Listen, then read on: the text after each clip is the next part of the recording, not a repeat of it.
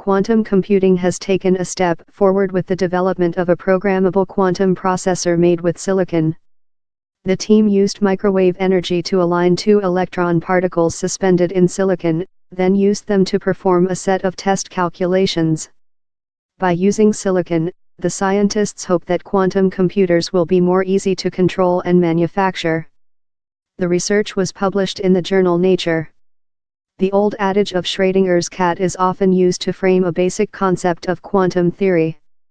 We use it to explain the peculiar, but important, concept of superposition, where something can exist in multiple states at once.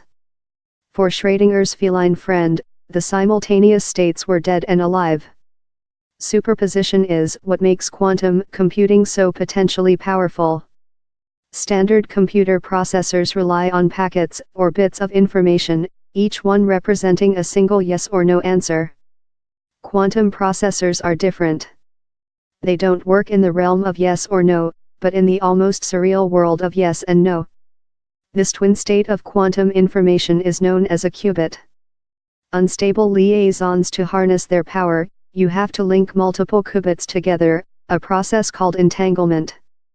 With each additional qubit added, the computation power of the processor is effectively doubled. But generating and linking qubits, then instructing them to perform calculations in their entangled state is no easy task. They are incredibly sensitive to external forces, which can give rise to errors in the calculations and in the worst-case scenario make the entangled qubits fall apart. As additional qubits are added, the adverse effects of these external forces mount. One way to cope with this is to include additional qubits whose sole role is to vet and correct outputs for misleading or erroneous data. This means that more powerful quantum computers, ones that will be useful for complex problem solving, like working out how proteins fold or modeling physical processes inside complex atoms, will need lots of qubits.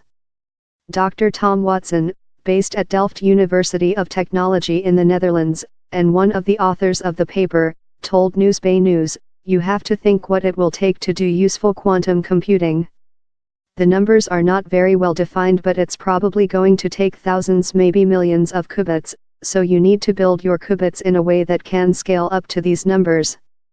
In short, if quantum computers are going to take off, you need to come up with an easy way to manufacture large and stable qubit processors." And Dr. Watson and his colleagues thought there was an obvious solution. Tried and tested, as we've seen in the computer industry, silicon works quite well in terms of scaling up using the fabrication methods used, he said. The team of researchers, which also included scientists from the University of Wisconsin-Madison, turned to silicon to suspend single electron qubits whose spin was fixed by the use of microwave energy. In the superposition state, the electron was spinning both up and down. The team were then able to connect two qubits and program them to perform trial calculations. They could then cross-check the data generated by the quantum silicon processor with that generated by a standard computer running the same test calculations. The data matched. The team had successfully built a programmable 2-qubit silicon-based processor.